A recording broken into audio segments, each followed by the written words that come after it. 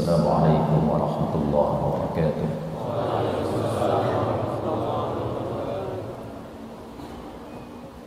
الحمد لله الرحمن الذي علم القرآن خلق الإنسان علمه البيان، والصلاة والسلام على رسول الله الذي علمه ربنا كل العلم والعلوم وعلمه طريقة البيان فجعله أشرف الأنبياء والمرسلين سيدنا محمد.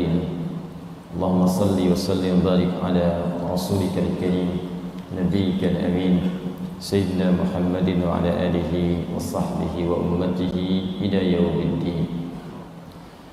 فيا عباد الله، أوصي نفسي وإياكم بتقوى الله فقد فاز المتقون، فلا تموتن إلا وأنتم مسلمون. فقال تعالى: يا أيها الذين آمنوا اتقوا الله حق تقاته ولا تموتن إلا وأنتم مسلمون. اللهم فقهنا في الدين وعلمنا التأويل وعلمنا ما ينفعنا ووفقنا فيما تعلمنا لنعمل به بوجهك الكريم.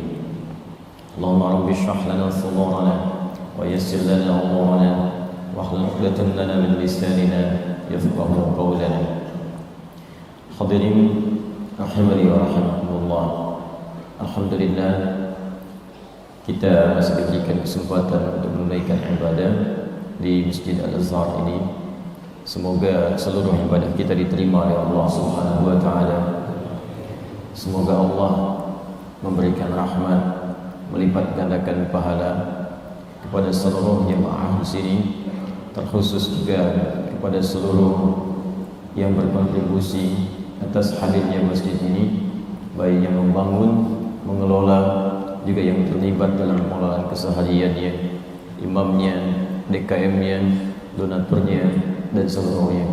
Dan semoga Allah Subhanahu wa taala menghimpun kita di surga kelak dengan amal-amal saleh kita insyaallah. Pertemuan kali ini akan melanjutkan tentang pembahasan kitab Adabul Alim wal Muta'allim, adab bagi seorang berilmu dan bagi orang yang tengah menuntut ilmu. Ini hal yang sangat esensial kita butuhkan, karena kekinian banyak orang yang punya ilmu tapi tak punya adab, sehingga ilmunya seringkali tidak melahirkan manfaat dalam kehidupan. Bahkan ilmunya alih-alih digunakan untuk kepentingan maslahat, tapi diarahkan untuk berbagai hal yang berbau maksiat. Demikian pula banyak orang berilmu tidak memiliki adab, karena saat menuntut ilmunya tidak diiringi dengan adab penuntut ilmu. Karena itulah banyak para ulama terdahulu mendahulukan belajar adab sebelum belajar ilmu.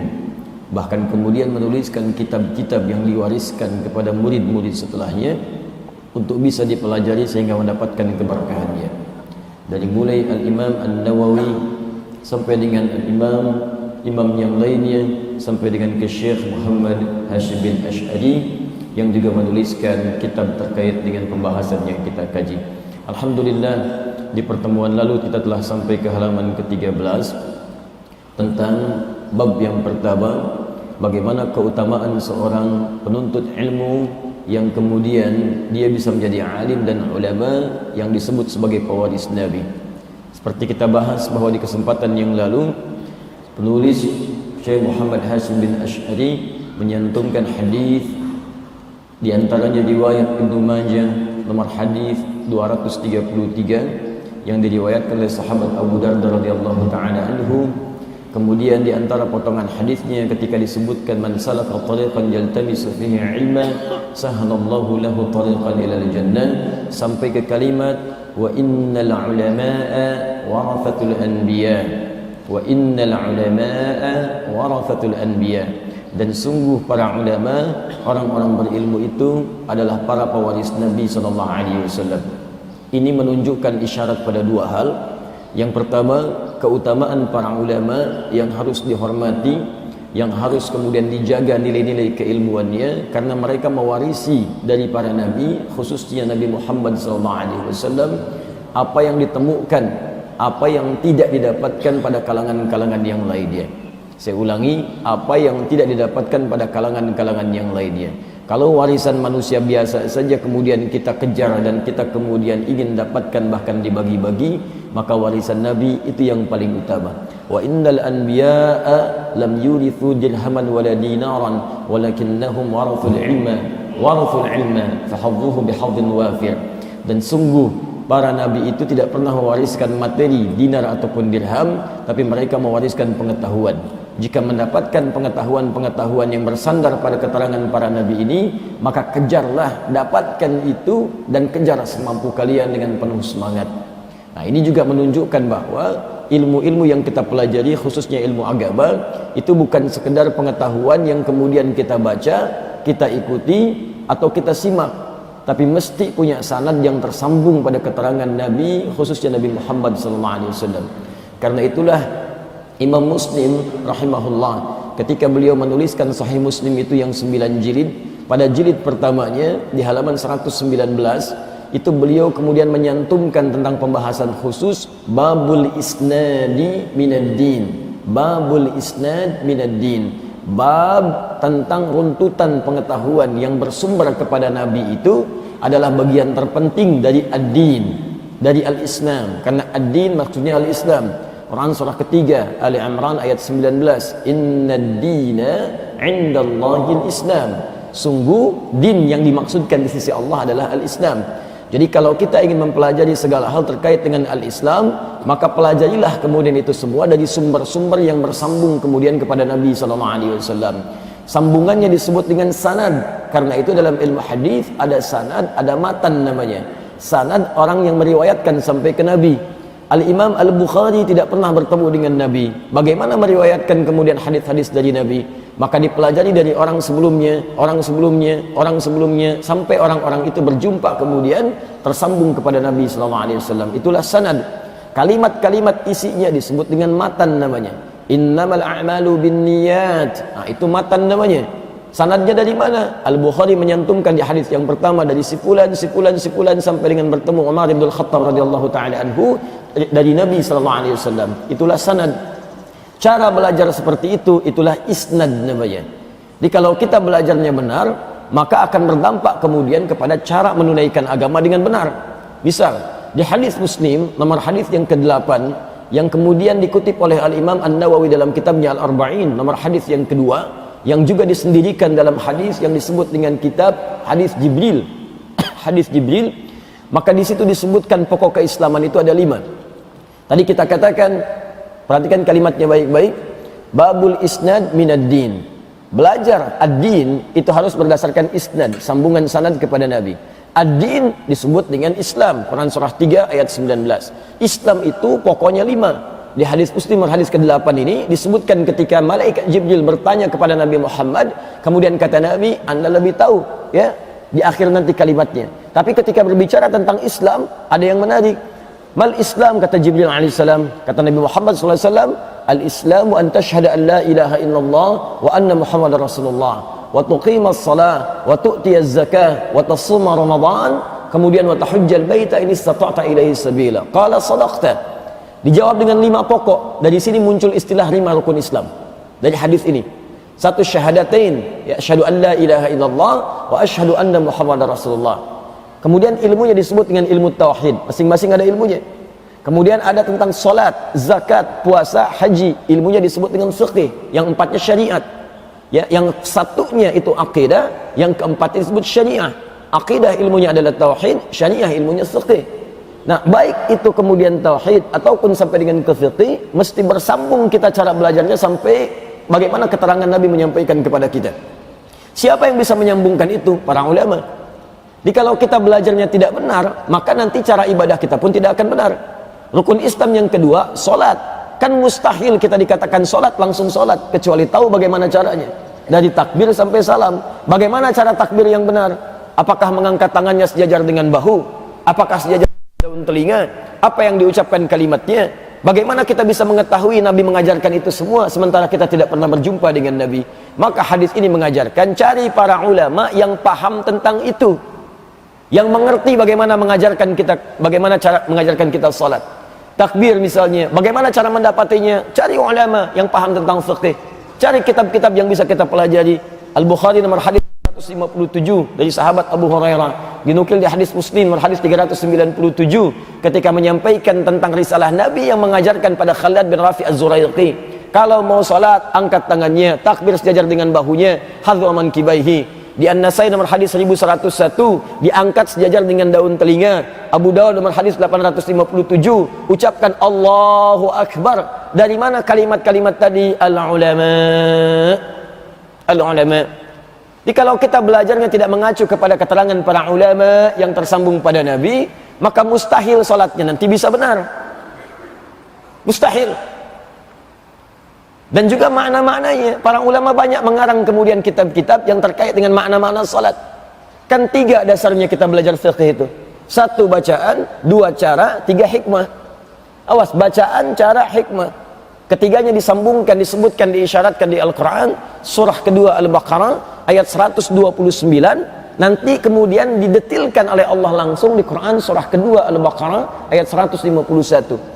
129 itu doanya Nabi Ibrahim alaihissalam dengan Nabi Ismail alaihissalam. Rabbana wab'ath fihim rasulan minhum yatlu alaihim ayatika. 1, awas hati-hati. Wa yu'allimuhumul kitaba. 2, wal hikmah. 3.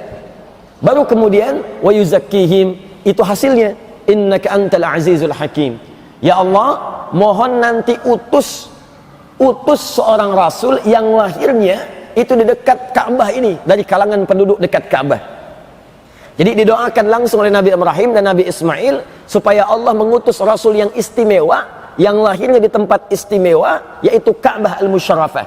Tidak ada tempat terbaik di muka bumi kecuali Ka'bah, rumah pertama yang dibangunkan untuk manusia. Quran surah ketiga ayat 96 sampai 97. Inna awwala baitin wudi'a lin-nas. Sungguh rumah pertama yang dibangunkan untuk manusia, bukan manusia yang bangun. Rumah pertama yang dibangunkan untuk manusia.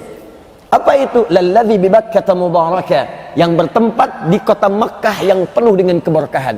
Di Makkah hanya sudah berkah, Ka'bahnya itu juga musyarrafah, tempat yang sangat mulia. Nah, ini menarik kata para ulama dan bahkan ahli sejarah. Kalau ada sesuatu melekat pada tempat yang istimewa, maka ini menunjukkan orangnya istimewa. Istana istimewa, maka orang yang berada di istana itu orang-orang istimewa. Masjid istimewa, orang-orang yang senang ke masjid orang-orang istimewa. Ka'bah istimewa, rasul yang lahir di dekat Ka'bah, maka ini menunjukkan rasul itu paling istimewa. Dan tidak ada satu rasul pun yang lahir di dekat Ka'bah kecuali Rasulullah Muhammad sallallahu alaihi wasallam. Karena itu sepakat kemudian para ulama, bahkan berdasarkan keterangan Al-Quran sendiri, tidak akan ditemukan rasul yang paling utama istimewa, Sayyidul Mursalin, pemimpin para rasul, kecuali Rasulullah Muhammad sallallahu alaihi wasallam. Itu didoakan 30 generasi sebelum kelahirannya. Setiap generasi bisa ribuan tahun usianya. Muhammad sallallahu alaihi wasallam bin Abdullah bin Abdul Muttalib bin Hashim bin Abdul Manaf bin Qusay bin Murrah bin Kilab bin Ka'ab bin Ghalib bin Fihir bin Malik bin Nadar bin Kinana bin Khuzaimah bin Mudrikah bin Ilyas bin Nizar bin Mudar bin Ma'ad bin Adnan bin Addi bin Adri bin Muqawwam bin Nahur bin Tarih bin Ya'rub bin Yasjub bin Nabit bin Ismail alaihissalam bin Ibrahim alaihissalam. 30 generasi didoakan sebelum kedatangannya. Ya Allah, mohon nanti lahirkan seorang nabi yang lahirnya dekat tempat yang istimewa dari kalangan penduduk dekat Ka'bah ini. Nah, karena nabinya istimewa, maka misinya pun istimewa. Misi yang bukan biasa. Apa diantara misinya? Yatslu alaihim ayatika. 1, mohon ya Allah nanti berikan misi kepadanya untuk menyampaikan ayat-ayatmu. Karena itu wahyu yang dibawa oleh Nabi disebut dengan ayat. Al-Baqarah, Al-Quran, Al-Baqarah 286 ayat, Ali Imran 200 ayat, An-Nisa 176 ayat. Semua yang dibawa ayat. Dengan ayat inilah kemudian ditugaskan Nabi Muhammad SAW untuk mendekatkan semua hamba-hamba Allah kepada Rabbul Alamin. Dengan ayat ini ditunjukkan, ayo mendekat kepada Allah, dekat kepada Allah. Karena itu kalau ada hamba beriman kemudian dibacakan kepadanya ayat-ayat Allah, maka akan muncul getaran keimanan pada dirinya dan merasa lebih dekat dengan Allah Subhanahu wa taala. Ya, coba Bapak Ibu bisa bayangkan, kita baru baca Quran saja pasti getaran hati kita akan beda dengan sebelumnya. Itu yang dimaksud di Al-Quran surah ke-8 ayat yang kedua. Innamal mu'minuna alladzina idza dzukirallahu wajilat qulubuhum wa idza tuliyat alaihim ayatuhu zadatuhum imana wa ala rabbihim yatawakkalun.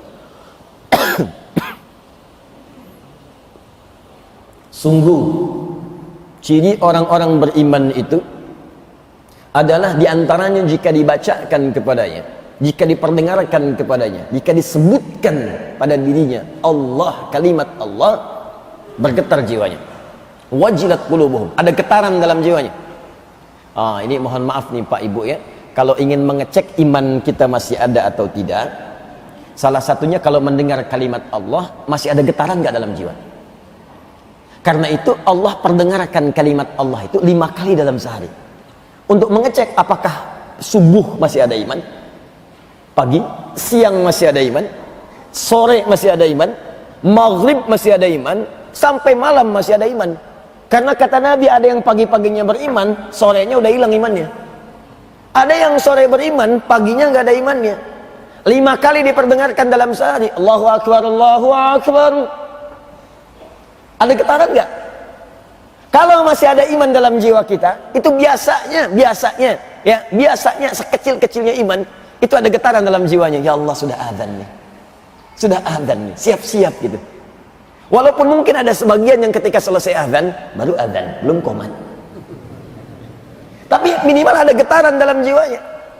Jadi kalau Anda ingin ukur apakah iman ini masih ada dalam jiwa saya, ketika disebutkan kalimat Allahu Akbar itu, coba cek masih ada getarannya tidak. Semakin tinggi getaran, jazakallah khair, bahkan ada yang belum disebutkan, itu sinyalnya sudah kuat. Adzan subuh 4.41, jam 3 sudah nungguin adzan, itu sinyalnya kuat. Adzan subuh 4.41, Allahu Akbar, Allahu Akbar, baru ingat, itu sinyalnya standar, kuat tidak, lemah juga tidak. Adzan subuh 4.41, baru bangun jam 6.41, itu sinyalnya lemah, itu lemah sinyal. Maka coba dicek dalam keseharian kita, hati-hati kalau kemudian sinyal iman itu semakin lemah, maka kerjakan amal soleh untuk meningkatkan dia.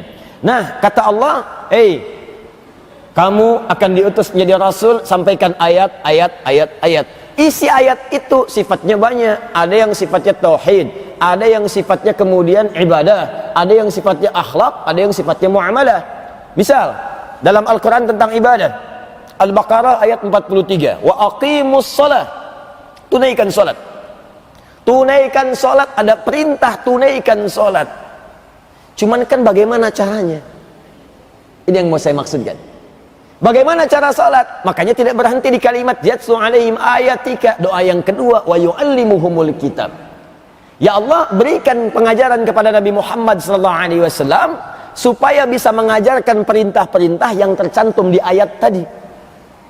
Wa idza tuliyat alaihim ayatu zadatum imana, kalau dibacakan ayat-ayat Allah bertambah keimanan dia. Wa ala rabbihim yatawakkalun, dan kepada Allah mereka semakin bertawakal. Dibacakan ayat, diperdengarkan kalimat, ada getaran semakin dekat dengan Allah. Di antara ayat-ayat itu ada yang sifatnya ibadah. Tunaikan salat.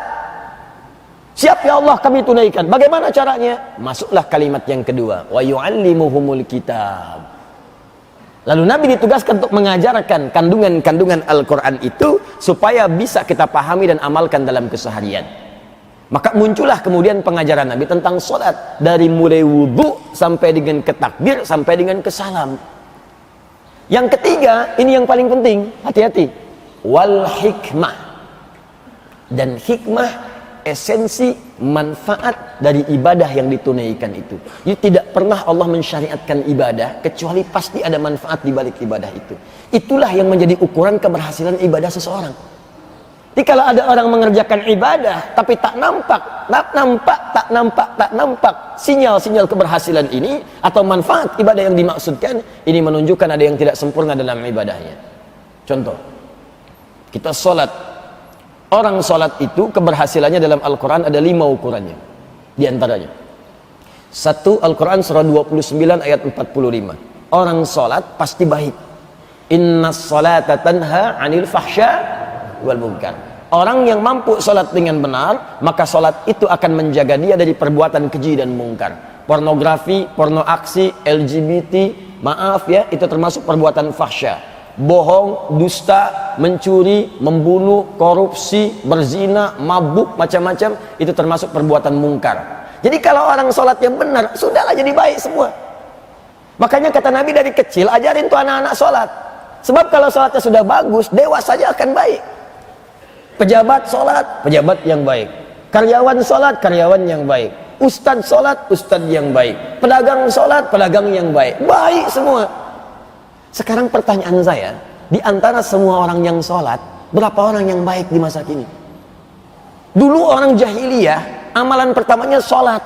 Diajarkan sholat setahun sebelum hijrah. Dan sholat itu bisa merubah mereka menjadi khairu ummah. Sampai turun ayat Quran surah 3 ayat 110. Kuntum khairu ummah. Kalian umat terbaik. Bayangkan, ada pembegal sholat, jadi pendakwah. Ada pembunuh sholat, berubah kemudian menjadi alim, bahkan termasuk kalangan ulama periwayat hadis. Ada pezina, tobat. Setelah itu kemudian dakwah, tampil menyampaikan risalah-risalah tentang pentingnya pernikahan dan menghindari perbuatan maksiat. Sekarang nampaknya agak berbeda. Masuk ke pengadilan baru pakai peci, pegang tasbih. Sebelumnya kemana? Nah, ini yang kita butuhkan sekarang. Jadi ada ukuran-ukuran keberhasilan untuk bisa kita raih. Satu tadi itu, saya dengan cepat misalnya, orang sholat itu hatinya itu lebih tenang. Dalilnya Quran surah 13 ayat 28, ditafsir Quran surah ke-20 ayat ke-14. Ala bi dzikrillahi tatmainnul qulub. Yakinkan pada jiwamu, kalau engkau benar zikirmu kepada Allah, dampaknya ke hati akan tenang. Jadi kalau orang rajin zikir, itu ke hatinya itu lebih tenang. Zikir itu banyak dalam Al-Quran. Baca Al-Quran itu zikir. Dalilnya Quran surah 15 ayat 9. Berdoa itu zikir. Quran surah ke-7 ayat 205. Setelah sholat, subhanallah, alhamdulillah, itu zikir. Quran surah ke-4 ayat 103. Kemudian menghafal Quran itu zikir. Quran saja kita temukan di Quran surah ke-54 ayat 17, 22, 32, 40. Dan puncaknya sholat, karena sholat itu menggabungkan semua jenis zikir tadi. Baca Quran ada dalam sholat, menghafal Quran ada dalam sholat, berdoa pasti dalam sholat, karena sholat artinya doa. Zikir subhanallah ada, alhamdulillah ada, Allahu akbar ada, semua dalam sholat.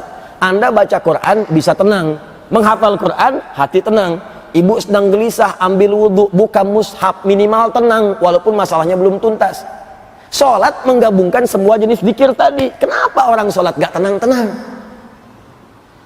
Ali bin Abi Thalib, nanti Syekh Hashim itu punya kitab yang keempat, namanya An-Nurul Mubin fi Mahabbati Sayyidil Mursalin. Di situ dikisahkan kisah tentang orang-orang salaf, termasuk kalangan para sahabat, bagaimana ketika mereka beribadah menghadirkan ketenangan dalam jiwanya. Ali bin Abi Thalib karamahullahu wajhah, itu pernah teman-teman terkena duri di kakinya, duri kecil yang menyakitkan. Bahasa Jepangnya kacugak. Terus sakitnya luar biasa. Begitu mau dikeluarkan, sakit. Ada seorang mengatakan, saya tahu kapan waktunya dicabut. Gak usah dicabut sekarang. Begitu tiba waktu sholat, takbir Allahu Akbar, takbir, dicabut sama orang ini duri tadi. Tidak ada ekspresi sedikit pun di wajahnya, saking tenang dan khusyuk dalam sholatnya. Hilang durinya. Sampai para ulama dulu mengatakan, orang kalau sedang sholat, lewat anak panah kemudian ruku, anak panah lewat di antara janggut dengan tubuhnya, tidak akan bergerak dalam sholatnya. Anda bisa kebayang. Umar bin Khattab ditusuk berkali-kali. Kapan kemudian baru kemudian menyadarinya? Saat salam. Assalamualaikum, assalamualaikum. Masya Allah. Antum sholat Allahu Akbar, khusyuk, bagus. Ada nyamuk satu, nyamuk satu, nyamuk dua, nyamuk tiga. Ada kisah orang soleh dulu, dia rajin tahajud. Ini kisah nyata. Di perjalanan tetap menunaikan tahajud. Satu kali masuk hutan, dia sholat. Sembunyi-sembunyi dari kawannya karena tidak ingin ketahuan. Diikuti oleh yang satu, ya pelan-pelan. Ini orang mau ngapain? Begitu sholat, melompatlah harimau ke dekatnya. Mengaum dia. Apa kata orang ini? Perhatikan kalimatnya. Ya khalqallah. Dia bukan mengatakan ya namr, hei harimau. Ya khalqallah, hei makhluk Allah. Jika aku memang rezeki yang telah Allah tetapkan untukmu di malam ini, silahkan, engkau bisa nikmati, aku tidak akan melawan. Tapi jika aku bukan rizki yang telah Allah tetapkan untukmu malam ini, jangan coba-coba ganggu ibadahku. Bukan jangan makan aku. Jangan coba-coba ganggu ibadahku. Atau aku mohonkan kepada Allah untuk menghancurkanmu saat ini juga.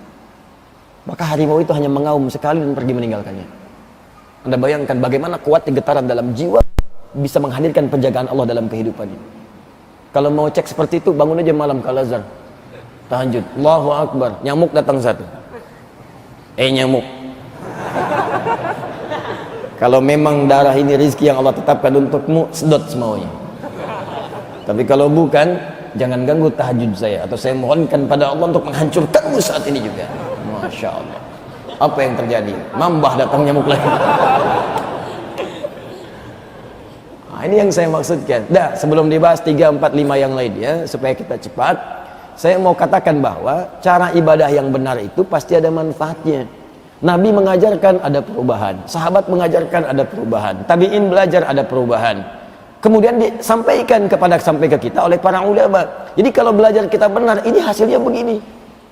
Tapi kalau sholat itu tidak melahirkan manfaat, berarti ada yang salah dengan cara belajarnya. Itulah hikmah namanya. Di mana ditemukannya itu? Al-ulama. Makanya kalau ada ulama-ulama seperti itu dijaga, dihormati ilmunya, karena dia mewarisi apa yang Nabi pernah sampaikan sebelumnya. Karena nggak mudah mendapatinya. Pengen cari ahli pertanian di IPB banyak, pengen cari insinyur di ITB banyak, dokter UI banyak, Undip ada banyak. Tapi kalau mau cari ulama, di mana dapatnya? Karena tidak setiap tahun bisa muncul ulama. Karena itu kata Syekh Hashim, ini yang penting nih. Bagian kedua yang terpenting dari riwayat-riwayat ini adalah, selain kita belajar kepada ulama-ulama yang bersanad sampai dengan ke Nabi SAW, dan ini kebiasaan para ulama termasuk Syekh Hashim, sebelum menulis kitabnya disampaikan dulu sanad jadi depannya. Saya belajar dari sipulan, supaya fiqh kitabnya. Benar ini kitab nih.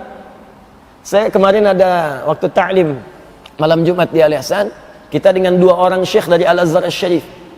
Begitu selesai kami diskusi, kami ngobrol-ngobrol, kami sepakat kita akan bekerja sama. Nanti akan dibuka kelas untuk pendidikan para ulama. Kemudian juga nanti akan dibuka kelas untuk qiraat dan ulumul Quran. Maka diteleponlah kepada kami, dimintakan langsung dari pemerintahan dari Kairo, dari Mesir, lewat Mulhaq ad-Dini atas agamanya, tolong mintakan CV-nya Ustaz Adi Hidayat. Di CV itu akan dilihat nih orang sanad ilmunya mana. Tuh, coba lihat. Ini sudah biasa, ini ilmunya dari siapa sipulan ngajinya, belajar Qur'annya, belajar ilmunya, dilihat dulu. Kalau nggak benar CV-nya, jangan. Kalau benar ada sanad ilmunya, kerjasama. Jadi ikatan di para ulama itu ketat sekali kemudian ketentuannya. Ada sanadnya, boleh. Tak ada sanad, jangan. Kenapa? Karena bisa berpotensi memberikan hal yang salah di masyarakat ketika mengajar. Paham sampai sini? Nah, bagian kedua, kata Syekh Hashim yang telah kita bahas di pertemuan yang lalu, saking pentingnya warisan Nabi ini, kalau bisa diburu oleh semua kita, warisan dunia dikejar-kejar, kenapa warisan Nabi tidak didapatkan? Bagaimana cara mendapatkannya? Kalau Anda sulit menemukan ulama di sekitaran, maka didiklah anak-anak Anda menjadi ulama. Kirimkan mereka sekolah, kirimkan ke Al-Azhar, kirimkan ke Jamiah Islamiyah di Madinah, kirimkan ke Ummul Qura, kirimkan ke kuliah dakwah di Libya, kirimkan ke Tunis, Az-Zaitun, kirimkan ke Maraka misalnya Ibnu Tufail, kirimkan ke Sudan ada Durman dan seterusnya, kirimkan. Belajar dan dijadikan mereka ulama. Bu, Pak, ya, saking dahsyatnya warisan Nabi ini, dulu orang tua dulu walaupun anaknya belajar di sekolah umum, tetap mereka diwajibkan untuk mengenal, menghafal Al-Qur'an dan mendalami maknanya. Kalau Anda pernah mengaji kitab Bidayatul Mujtahid fi Nihayatil Muqtasid, disingkat kitab Bidayatul Mujtahid, dikarang oleh Ibnu Rusyd. Ini kitab tentang perbandingan madhab. Kalau Anda bertanya misalnya bagaimana hukumnya makan daging babi dalam keadaan terdesak, maka dipunculkan pendapat para ulamanya. Ini pendapat ulama ini, dalilnya ini, hadisnya ini. Tahukah Anda? Profesi beliau ini adalah seorang dokter spesialis bedah. Dokter hafal Quran, paham fikih. Dan mempraktekkan pengobatan kedokterannya itu juga tidak lepas dari hukum-hukum fikih. Ini paham bagaimana menggunakan alkohol nih, apakah haram atau tidak, bagaimana menggunakan vaksin yang ini benar atau tidak. Kalau nggak ngerti fikihnya bagaimana menggunakannya, tanya lagi. Orang dulu tidak, sebelum jadi dokter belajar dulu Al-Quran, pahami dulu bacaannya, pahami tafsirnya, belajar dulu hadisnya. Jadi mau jadi apapun, Qur'annya tetap hadir dalam jiwanya. Itu yang membimbing dia dalam beraktivitas. Ini manhaj. Kenapa Anda yang para pedagang, pengusaha, pembisnis tidak belajar tentang ayat-ayat bisnis? Itu kan pekerjaan Anda. Di situ ada petunjuknya. Kenapa antum yang pejabat tidak mengeluarkan ayat-ayat pemerintahan? Kan ada, hadisnya ada. Itulah bimbingan kehidupannya. Kenapa para ustadz-ustadz misalnya tidak mengeluarkan ayat-ayat tentang cara mengajarnya? Di situ ada bimbingannya. Kenapa adik-adik yang belajar di kampus, di sekolah tidak mengeluarkan ayat-ayat menuntut ilmu? Di situ ada bimbingannya. Kenapa para ayah tidak mengeluarkan ayat tentang ayah? Kenapa para ibu tidak mengeluarkan ayat-ayat dan hadis-hadis tentang ibu? Sudah berapa lama jadi ibu? Apakah sudah merasa menjadi ibu yang Qur'ani dan Nabawi? Itulah kemudian manhaj. Dan puncaknya lebih daripada itu, jika Anda satu keluarga ingin mendapatkan warisan dari Nabi, maka coba usahakan ada satu di antara keluarga besar itu yang jadi ulama. Minimal ikhtiar. Walaupun nggak sampai kepada hasilnya, berita baiknya yang dinilai itu prosesnya. Dalam Islam yang paling indah yang dinilai proses berdasarkan niatnya, bukan hasilnya. Kalau hasil yang dihisab, rugi. Ibu mengandung, ibu melahirkan, bapak merawat sampai dewasa, tiba-tiba anaknya di kemudian hari bermaksiat. Kalau yang dilihat hasilnya maksiatnya, maka Anda rugi, tidak ada pahalanya. Tapi ketika yang dilihat niatnya, prosesnya, maka Masya Allah, walaupun anaknya tidak seperti jadi ulama misalnya yang luar biasa dahsyatnya, hanya mengajar di masjid saja, hanya mengajar masyarakat di pedesaan, tapi Allahu Akbar, pahala Anda sudah tercatat mewujudkan keluarga salah satunya mendapatkan warisan dari Nabi SAW. Nah, karena itu anjuran saya terakhir di pertemuan dulu, kalau ada ustadz-ustadz, kiai-kiai, syekh-syekh, habib-habib yang punya sanad-sanad bagus keilmuan kepada Nabi, maka penuhi majlis-majlisnya, penuhi. Tadi Al-Azhar disebutkan banyak nih ustadznya, jam sekian-sekian, hari ini, hari itu, siang malam, hari kerja, hari libur. Ada di sini nanti ada Masjid As-Salam, sana ada Masjid Al-Ihsan, ke sana ada Baitur Rahim, Jannatul Firdaus, Al-Ihsan sana lagi, banyak tuh. Coba cek, keluarkan jadwalnya, lihat mana yang paling sesuai, apa yang Anda butuhkan, datangi situ.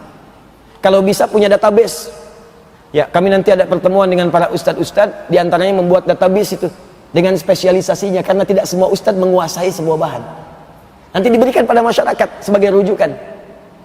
Yang bisa dipilih silakan, ustadz ini pakar di bidang ini, pakar di bidang ini. Kalau Anda mau mengaji, silakan cari, ambil ilmunya, manfaatkan dalam kehidupan. Nah, itulah pembahasan kita yang lalu, bahwa jika ada keluarga bisa melahirkan ulama, maka dia mendapatkan warisan Nabi di rumahnya. Jika ada orang yang rajin ke majlis taklim kemudian belajar pada ulama-ulama pewaris Nabi, maka orang ini pun kemudian mendapatkan warisan-warisan dari Nabi SAW. Maka jangan tinggalkan dua kesempatan itu selama kita bisa meraihnya. Paham sampai sini? Nah, itulah muqaddimahnya. Sekarang mari kita mulai isinya. Bismillah. Sekarang halaman 13 ke 14. Bismillahirrahmanirrahim. Wa ghayatul ilmi al-amalu bihi.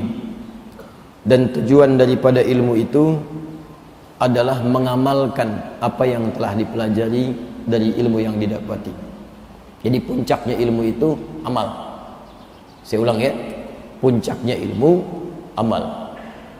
Jadi kalau ada di antara kita kemudian belajar, tapi tidak mengamalkannya, itu seakan-akan tidak mendapatkan esensi dari pengetahuan yang telah dipelajarinya. Belajar tahajud, sudah final puncaknya, tapi nggak tahajud, maka seakan-akan kosong dari ilmunya. Belajar tentang fikih misalnya, sholat, tapi tidak dipraktekkan, nggak pernah sholat, maka kosong nilai ilmunya. Ya. Karena itu kemudian li'annahu thamratuhu wa faidatul amri, dan sungguh mengamalkan ilmu itu adalah buah dari pelajaran yang telah didapati. Jadi kalau Anda nanam begini, maaf, Bapak Ibu nanam pohon misalnya, mangga. Saya mau tanya, dari pohon mangga itu yang mau diambil pohonnya, daunnya atau buahnya? Buahnya. Anda tanam,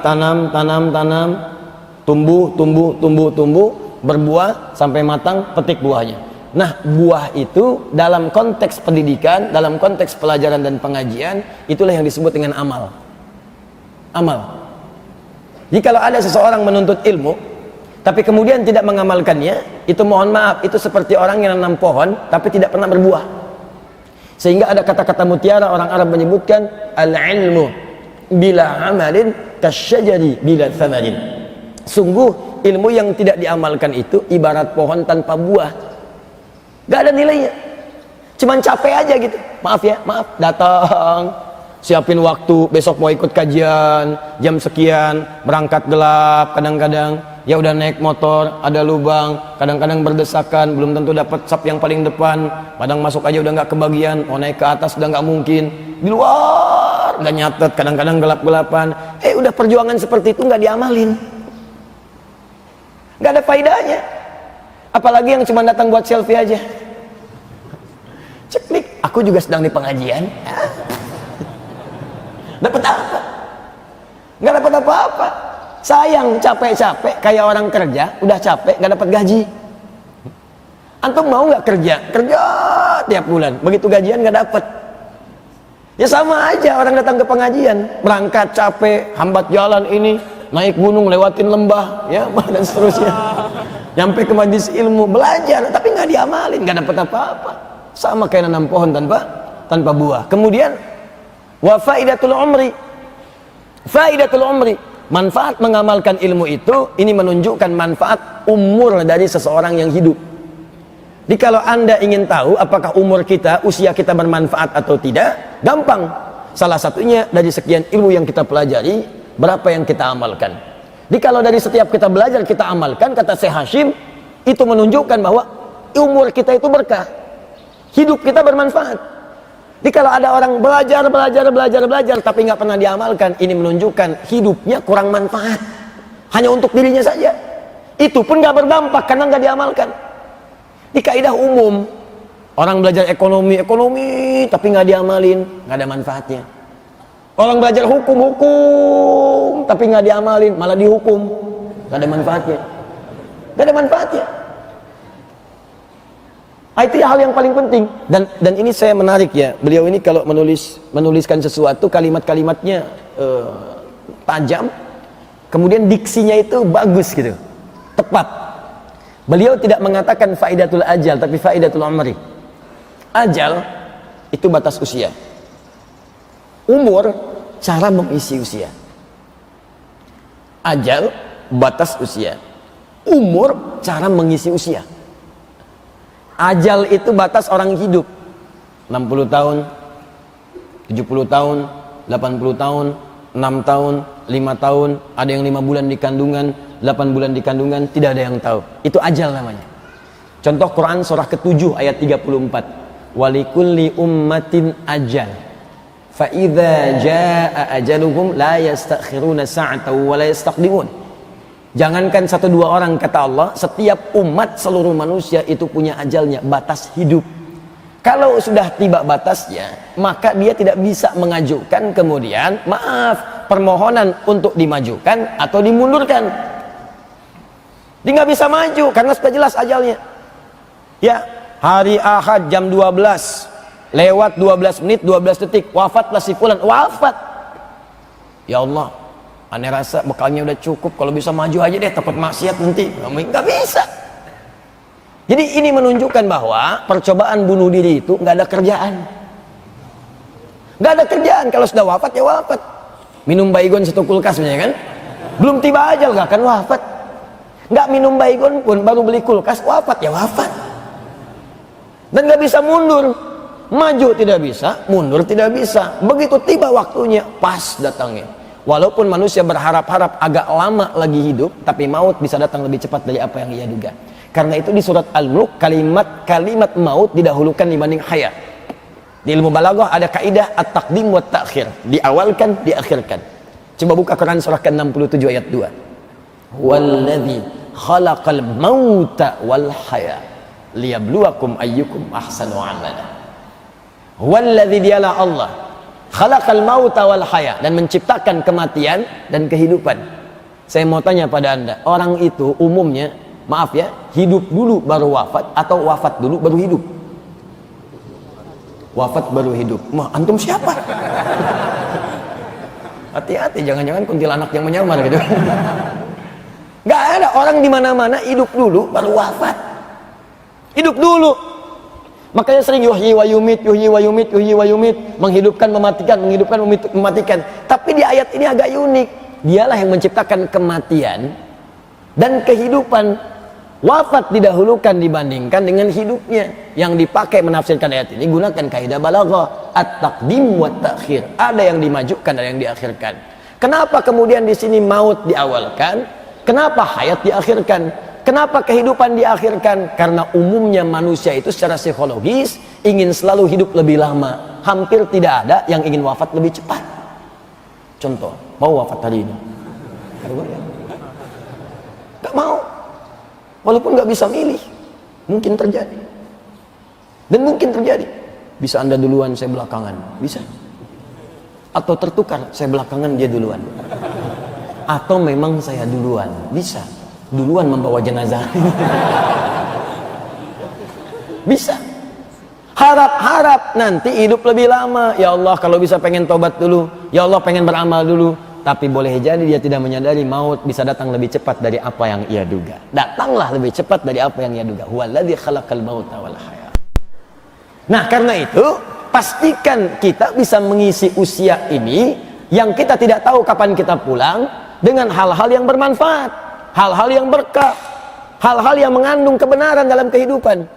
Nah, sesuatu yang berkah, sesuatu yang bermanfaat, sesuatu yang sukses, itu dalam bahasa Arab disebut dengan umrun.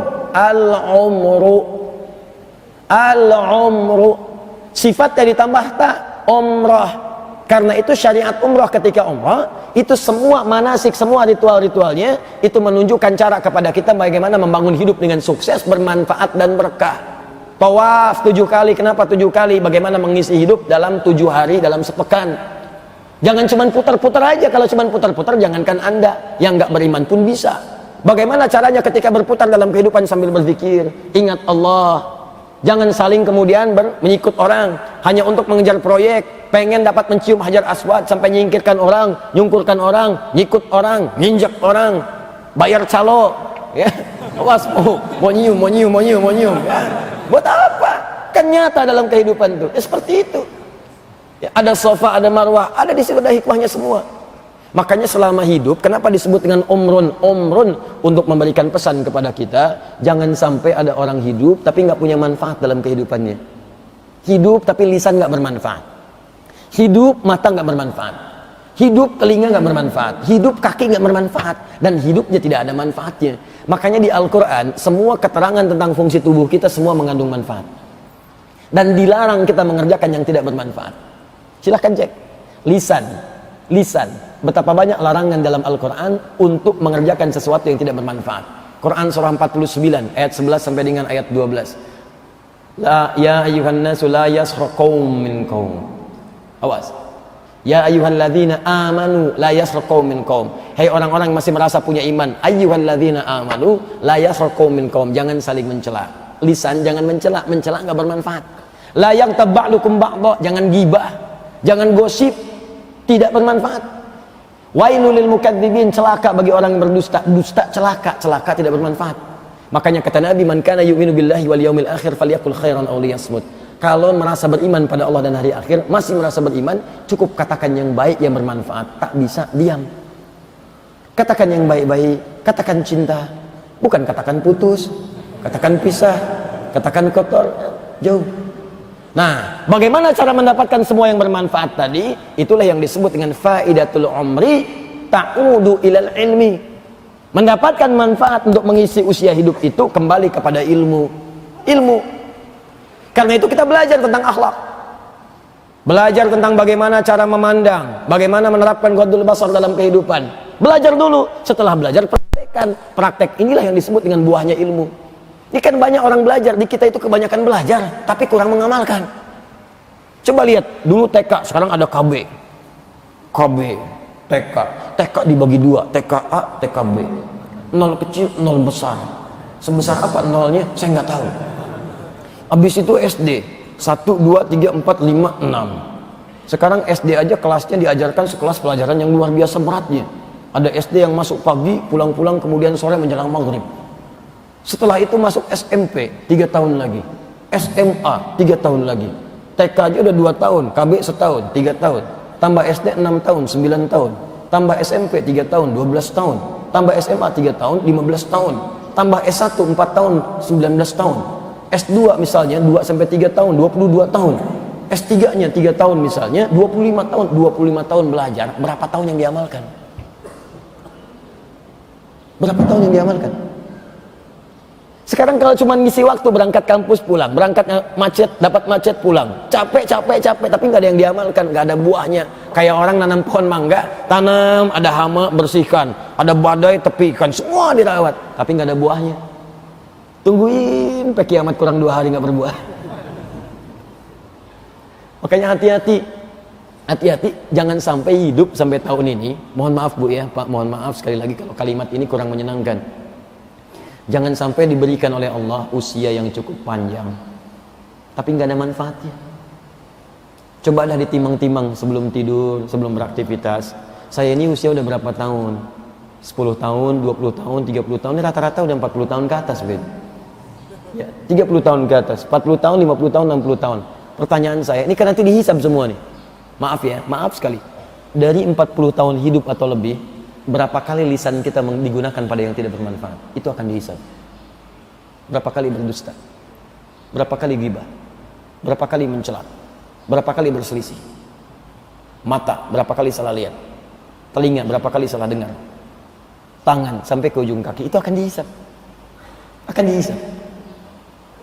Bahkan yang paling dahsyat, sekarang anak-anak kecil, 5 tahun, 6 tahun, 7 tahun, ada yang matanya nggak bisa lihat, ada yang tunanetra dan sebagainya, ada yang otaknya lumpuh, itu sudah menyiapkan bekal hisabnya menuju Allah dengan berusaha menghafalkan Al-Quran.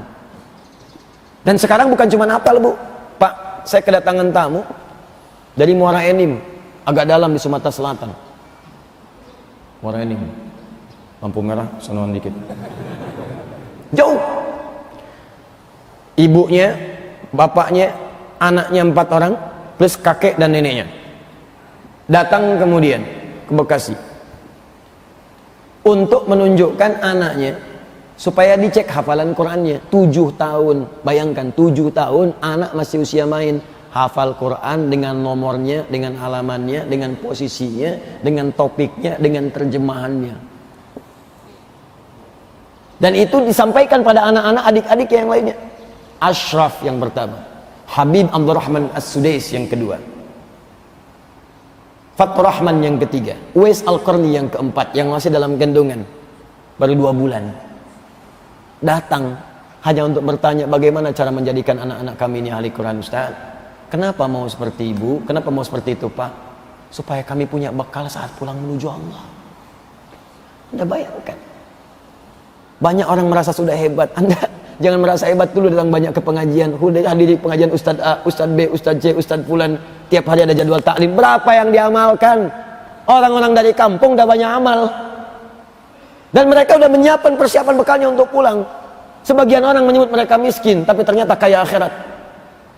Saya sering katakan, saya pernah datang ke satu tempat, daerah yang sangat terujung. Ya, Telas namanya. Di Google juga nggak ada, Telas, habis. Naik sampai ke bukit, bertemu dengan seorang yang perawat kambing, penjual kambing, perawat lah, ya perawat kambing tepatnya. Ditunjukkan saya ke situ, sampai datang. Mana kambingnya? Itu katanya lihat. Saya lihat bersih betul kambingnya tuh. Tapi yang agak aneh, ini kisah nyata, saya rasakan sendiri dan saya alami sendiri. Yang agak aneh, mulutnya ditutup oleh potongan aqua. Karena ada aqua tuh ya, di atas yang nanggung sedikit, 1/2 liter tuh mungkin ya. Dipotong itu, ditutup ke mulut kambing begini. Saya tanya, kenapa itu kambing ditutup mulutnya pakai potongan aqua? Apa sakit? Apa jawabannya? Itu saya mendengar jawaban itu, langsung berhenti, saya tertegun, tak sadar meneteskan air mata. Itu santai jawabannya, itu santai. Dan seakan ingin tersenyum. Itu bukan sakit katanya Gus.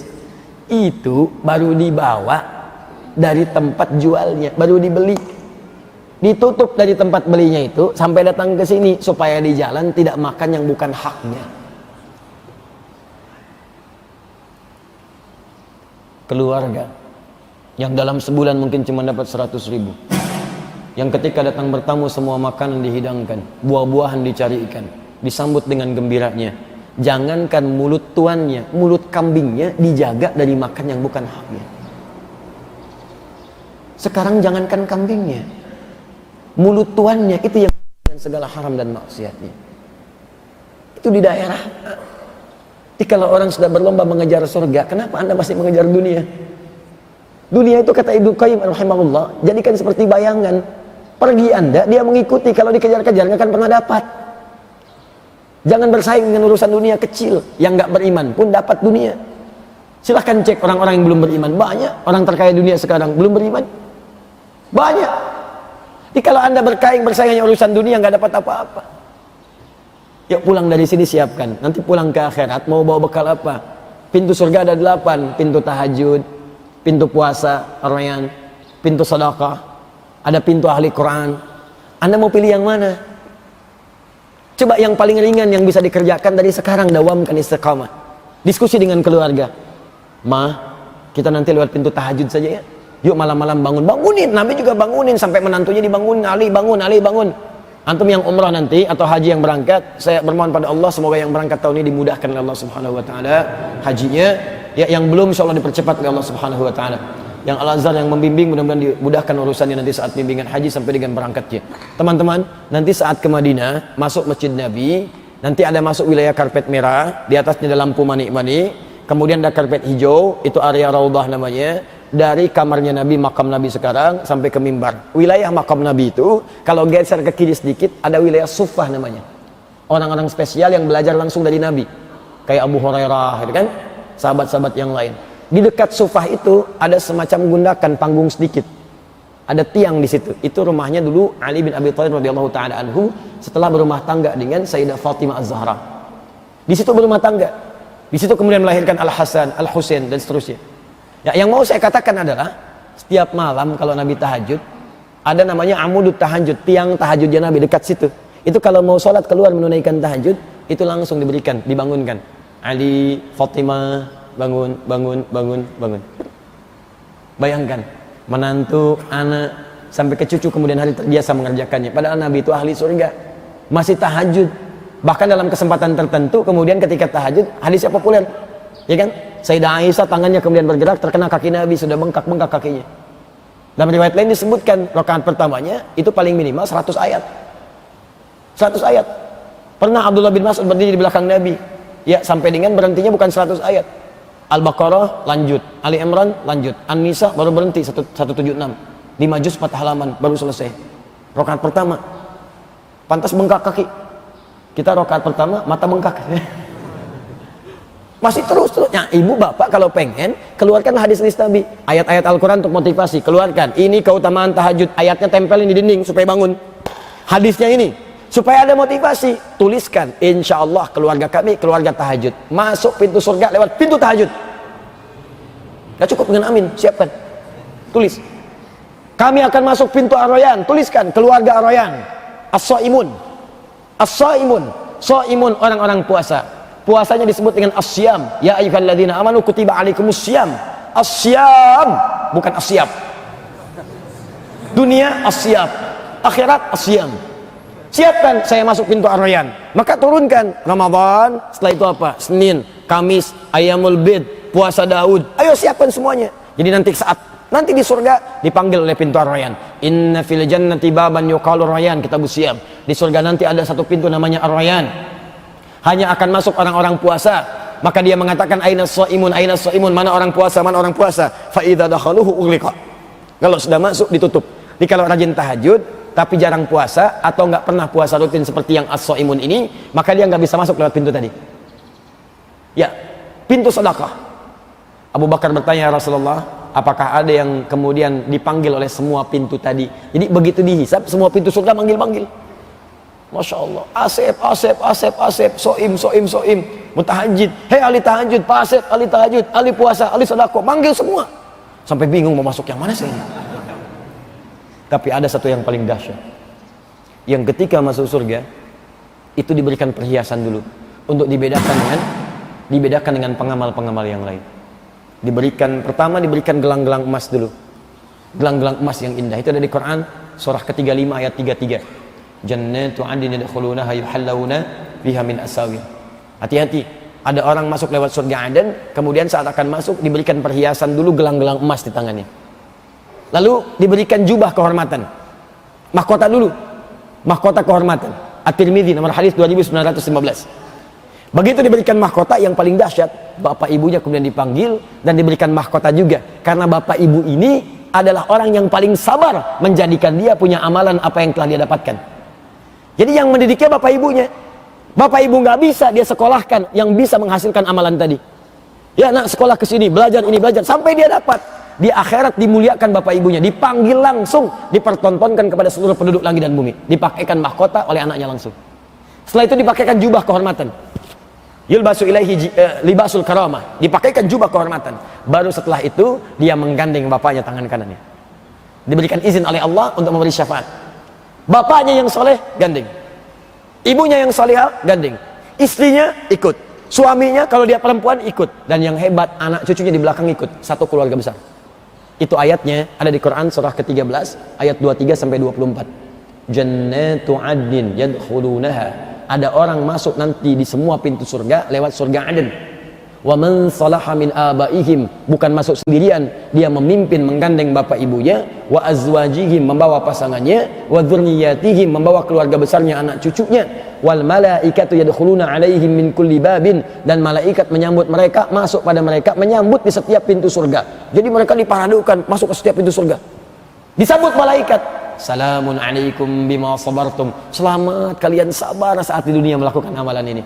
Fa ni'ma uqbad dar, silahkan nikmati surga yang telah kami siapkan, tempat yang tidak pernah dilihat, didengar kisahnya dengan benar ataupun kemudian dilamunkan tidak seperti itu, silahkan nikmati. Siapa orang ini? Di antaranya adalah ahli Al-Quran. Dialah ahli Quran. Ahli Quran dibagi tiga supaya tidak salah persepsi. Awas, supaya tidak salah persepsi. Pertama, ahli baca, qiraah. Dia hafal tidak? Hafal tidak 30 juz? Juz 30 pun belum tentu hafal. Mungkin hafal satu surat saja. Saking ikhlasnya, yang dihafal cuma Al-Ikhlas.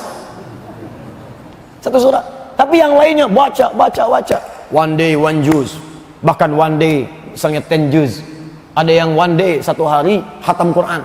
Ada. Al-Imam Asy-Syafi'i sudah hafal Quran, itu di luar Ramadan sehari khatam 1 kali. Kalau Ramadan sehari 2 kali khatam. Pagi sama siang dengan malam, sekali siang sekali malam. Ada orang yang nggak hafal Quran tapi senang baca. Kadang-kadang sebelum adzan masuk masjid baca. Allah ahli Quran. Ada hadis riwayat Abu Abdurrahman As-Sulami dari sahabat Ali bin Abi Thalib radhiyallahu taala anhu dari Nabi sallallahu alaihi wasallam. Hadisnya berbunyi, khairukum man ta'allamal Qur'ana wa 'allamah. Yang paling baik di antara kalian orang yang belajar Al-Qur'an dan mengamalkannya. Nah, yang periwayat hadis ini, Abu Abdurrahman As-Sulami menginformasikan sebelum meriwayatkan hadis ini, kata beliau, akhadtu Qur'ana an qaumin. Saya belajar Quran itu dari sekelompok kaum, maksudnya sahabat. Bukan 1-2 orang. Jadi kalau orang dulu itu belajar Quran, nggak cukup dengan 1 ustaz. Saya di Libya itu dulu talaki kurang lebih 3-4 ustaz.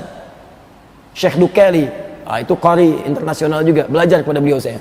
Qiraah Hafiz dan Qalun. Syekh Ali, ya. Syekh Ali itu Al-Libi, saya belajar qiraat Hafiz.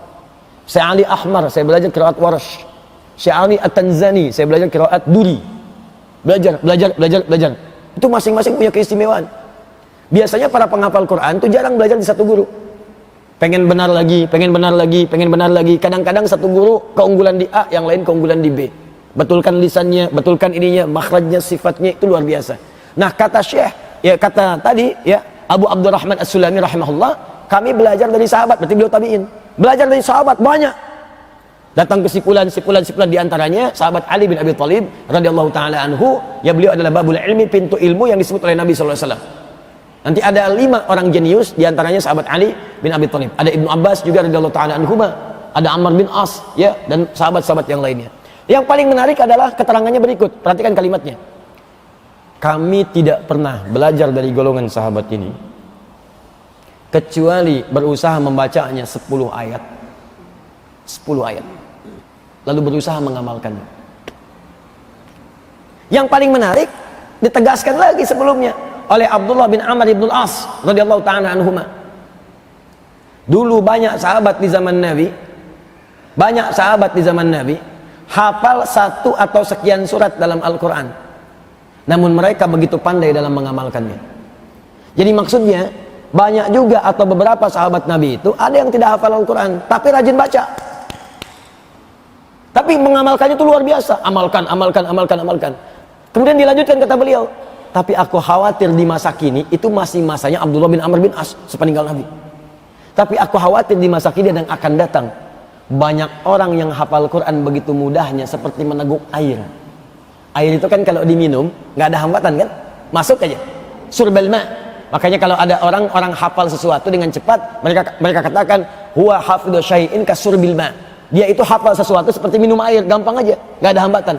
Ya, kalau minum kolak kan masih ada hambatan. Ya, minum air hambatannya apa? Oh, ada kok Ustaz? Tidak. Contoh. Bismillah. Nggak ada. Lancar aja. Nah, kata Abdullah bin Amr bin As, saya khawatir masa kini dan nanti akan datang banyak orang hafal Quran, cepat hafal seperti minum air, cuma tidak pandai mengamalkannya.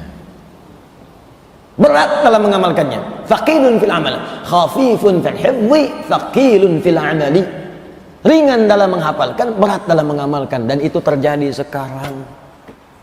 Al-Quran nomor ayat posisi kanan dikit, kanan tengah macam-macam, ngamalin susah.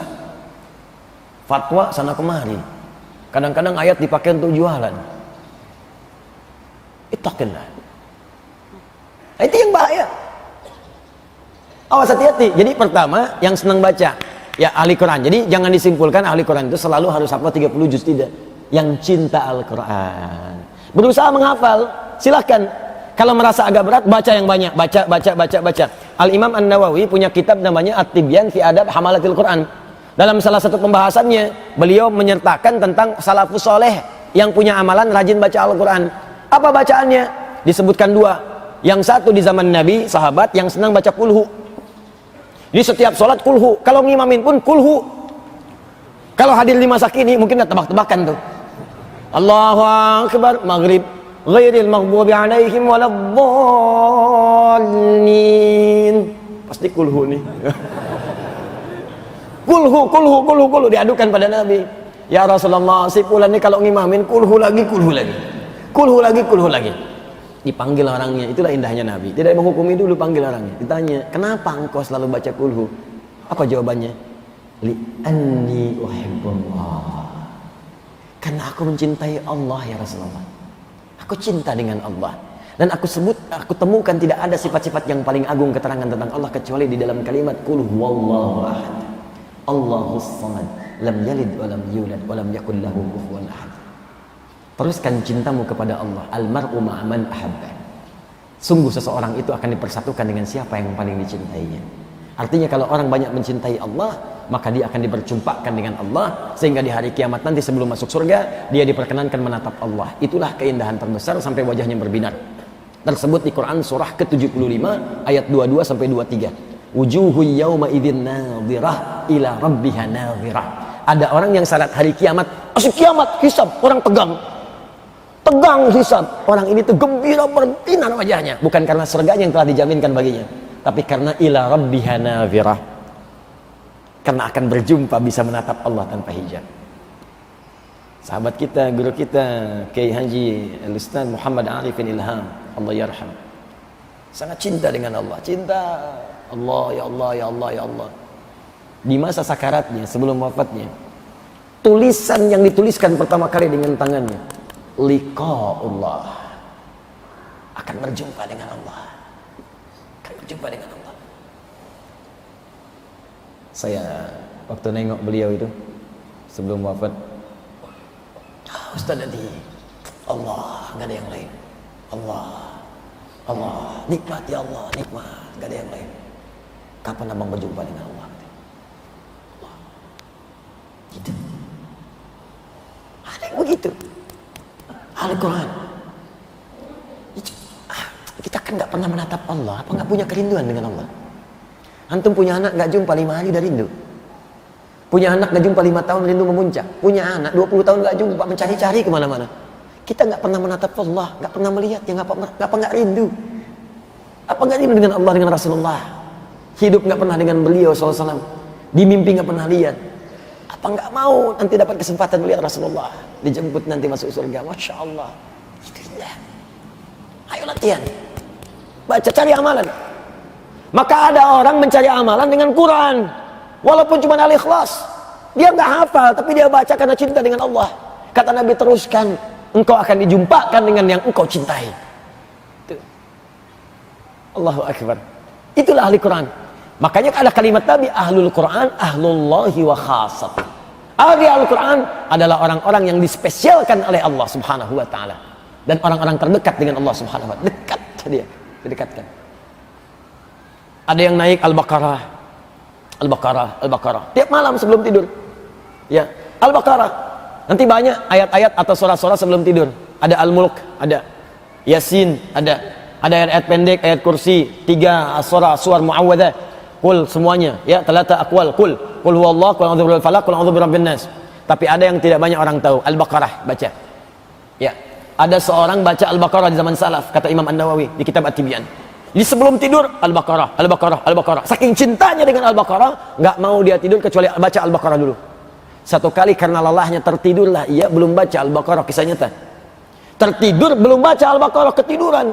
Malam-malam, tengah malam bangun. Wah, astagfirullah. Tangannya bergerak, kena kawannya. Ditanya oleh kawannya, kamu ini kenapa? Kata tiba-tiba begini, wallahi ra'aitu fil manam laqad natuhatil baqarah. Saya tadi tidur, mimpi dalam tidur saya diseruduk Al-Baqarah. Sampai betina. Saking dekatnya dengan surah itu, dalam mimpi datang diseruduk dia. Oh, ente belum baca saya. Masya Allah. Ahli Quran tuh. Dan dijaga nanti. Kalau kisah banyak lah saya tentang Quran itu. Ada ahli Quran yang di Turki nulis mushaf dengan tangannya, saking cintanya dengan Al-Quran. Saking cintanya, setiap baca dia nulis. Sampai selesailah 30 juz dengan tulisan tangannya. Itu yang dibaca selama hidupnya supaya dapat hujah dengan Allah. Ini kisah nyata yang disampaikan kembali oleh Kiai Haji Abdul Qayyum, Gus Qayyum di Lasem. Wafat orang ini, minta dikuburkan dengan mushafnya. Dikuburkan dah. Hilang kisahnya kemudian. Anak keturunannya berangkat haji. Begitu mengunjungi kemudian kota Nabi di Madinah, datanglah ke salah satu toko mushaf. Tiba-tiba datang ke toko mushaf itu, menemukan mushaf persis sama yang ditulis oleh bapaknya. Wafat di Turki, mushafnya ada kelihatan di Madinah, di toko mushaf, kok ada di sini? Dan dia bingung, ini jangan-jangan yang lain, tapi kok mirip gitu kan? Ditanya ke penjaga tokonya, ini mushaf dari mana? Sampaikan, ini mushaf ada penjaga kuburan, datang ke sini, jual ini. Katanya waktu gali menemukan ini, dia butuh uang dijual. Mana penjaga kuburannya? Penasaran. Ditunjukkan, dikejar sampai ke sana, ditanya. Kami mendapati mushaf ini, katanya Anda yang jual ke toko mushaf di sana. Oh benar. Saya gali kubur orang, ada mushaf di atasnya, di dekat seperti ini. Di mana kuburannya? Ditunjukkan ke baki. Begitu datang ke baki, dibuka, Allah masih jasad utuhnya, bapaknya. Wafat di Turki, dikuburkan di Istanbul, di baki. Almar'u ma'aman ahabba. Seorang akan dikumpulkan dengan siapa yang paling dicintainya. Siapa yang dicintai oleh orang ini? Allah dan Rasulnya. Ya Allah ya Rasulullah, ya Allah ya Rasulullah. Dulu keutamaan orang-orang Turki dulu, termasuk khalifahnya itu seringkali cinta dengan Nabi, saking cintanya banyak bersalawat. Termasuk Muhammad Abdul Hamid II itu rajin salawat, rajin salawat, rajin salawat. Tiap malam, gak pernah meninggalkan salawat sebelum tidurnya. Salawat pada Nabi, banyak. Ya, banyak salawat. Allahumma sholli ala Muhammad, Allahumma sholli ala Muhammad. Salawat, salawat, salawat, salawat, salawat. Sampai tiba kemudian datang dalam pekerjaannya, sedang bekerja begini, kemudian sekretarisnya mengatakan, Tuan, ada yang ingin bertemu, saya sudah usir, tetap pengen ketemu. Gak apa-apa, masuk ke sini. Diusir itu maksudnya ngeyel, udah dikasih kebutuhan, tetap pengen ketemu, pengen ketemu. Panggil dia masuk. Ini kisah nyata. Begitu datang masuk, apa keperluanmu? Saya berjumpa dengan Nabi, mimpi ketemu Nabi. Lalu apa Nabi bilang? Sampaikan pada Hamid kekasihku, sampaikan pada Hamid kekasihku, tadi malam dia lupa baca sholawat. Kalau engkau sudah sampaikan ini, maka dia akan memberikan apa yang kau butuhkan. Rupanya si orang tadi terlilit utang piutang yang sangat banyak. Berdoa kepada Allah, berdoa, minta ya Allah, minta solusi. Ketemu Nabi malam mimpinya, hampir dia bunuh diri saat itu. Malam kemudian bermimpi, bertemu dengan Nabi. Sampaikan pada Hamid kekasihku, dia lupa baca salawat kepadaku. Kalau sudah kau katakan ini, dia akan memberikan kebutuhanmu. Begitu menghadap kepada Hamid Khalifah tadi dikatakan, Nabi mengatakan, katakan pada Hamid kekasihku, stop, jangan bicara dulu. Dikeluarkan kemudian uang emas dari lacinya, kasih lagi. Apa yang Nabi katakan tadi? Katakan pada Hamid kekasihku, stop, keluarin, kasih. Sampai Pasha itu asistennya mengatakan, hei berhenti, kan gak cukup kamu, lebih daripada cukup itu, jangan disebutkan lagi. Kemudian keluar. Menangislah khalifah itu mengatakan, celaka aku lebih mencintai Nabi dibandingkan uang-uang yang telah aku kumpulkan ini. Dia keluarkan, kemarin aku kecapean sampai lupa selawat kepada Nabi SAW. Almar'u ma'aman ahabba. Almar'u ma'aman ahabba. Ada kisah yang sangat mirip dengan ini, tapi saya nggak mau ceritakan, takut saya kehilangan sesuatu. Luar biasa. Jadi coba cari itu. Yang kedua, kalau bacaan sudah rampung atau senang mengkaji, ayo kaji, belajar tafsir. Kumpulkan tafsir-tafsir, Al-Fatihah atau yang juz amma dulu, beli yang ringan-ringan dulu, baca amalkan. Ahli Quran yang kedua. Yang ketiga, yang menghafalkan Qurannya dan mengamalkannya. Jadi ada ahli qiraat, ada ahli tilawah, ada ahli hifdzun. Qiraat memperbanyak bacaan, tilawah memperbanyak pendalaman, dan makna yang ketiga hifdzun memperbanyak hafalan, dan itu dijadikan hujjah ketika menghadap kepada Allah Subhanahu wa taala. Singkatnya adalah, Anda nanti kalau ke surga mau lewat pintu yang mana? Karena itu belajar dari sekarang dengan benar. Cari para ulama. Kalau sudah belajar, kesimpulan dari pembahasan kita, wa ghayatul ilmi al-amalu bihi. Maka amalkanlah kemudian ilmu yang didapat, karena itulah tujuan dari pembelajaran. Dengan itulah kemudian wa thamratuhu, dan itulah buah dari ilmu itu, wa faidatu al-umri, dan menunjukkan umur kita bermanfaat. Kalau ingin diketahui umurnya bermanfaat, amalkan ilmunya. Kalau ingin ada timbangan dari Allah, amalkan ilmunya. Dan kalau ingin ringan menghadap kepada Allah, amalkan ilmunya. Itu yang kita bahas. Kita baru belajar 3 kalimat subuh ini. Itu yang kita dapatkan dari keterangan yang dimaksudkan. Ya, semoga Allah muliakan kita semua dari apa yang kita pelajari. Ada waktu untuk syuruk dan siap-siap, karena nanti setengah jam lagi ada ta'lim yang selanjutnya. Saya mau sampaikan sedikit pengumuman saja. Satu, insya Allah dalam waktu dekat ini akan dibuka untuk karantina ahli Quran 30 hari 30 juz dengan metode at-taysir, tanpa batasan usia ataupun status sosial, tidak ada. Silahkan, siapa aja boleh, yang penjabat boleh, jenderal boleh, polisi, tentara, pengusaha, pebisnis boleh, direktur boleh, tukang cukur boleh, siapapun silahkan daftar. Laki-laki perempuan boleh. Kami sudah siapkan tempatnya akhwat, kami sudah siapkan tempatnya khusus, tidak akan bercampur dengan laki-laki. Laki-laki nggak usah masuk ke situ sampai pakai cadar misalnya, itu akhwat.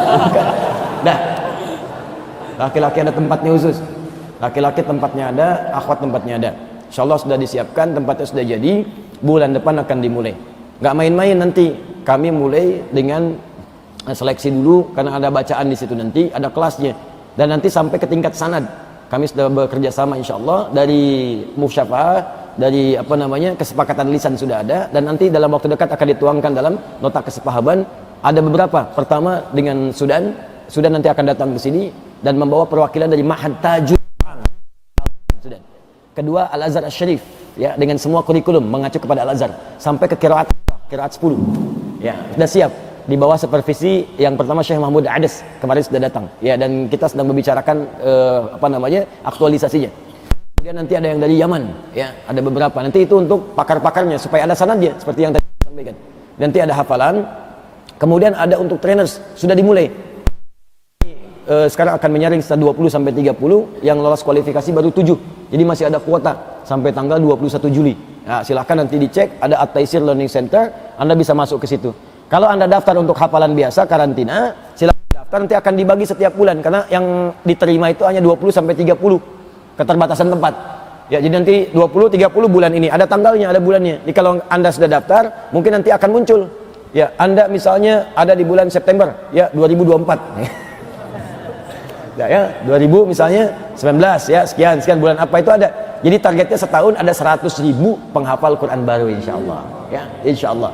Nah, itu kita mulai bulan depan. Yang kedua, ada tempatnya, masuk ke webnya, ya, web At-Taysir Learning Center, At-Taysir Learning Center, masuk ke situ, atau Quantum Ahyar Institute ada. Untuk yang akhwat dekat sini, Jalan Jatiluhur, sudah disiapkan, ada tempatnya nanti.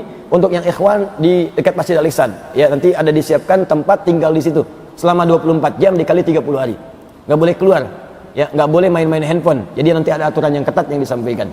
Kemudian yang kedua, insya Allah bagi yang lulus program yang kami canangkan, pendidikan kader ulama yang ke Sudan, sebentar lagi akan dijemput. Kita sudah siapkan, syekhnya akan datang 25 orang yang kemarin lulus.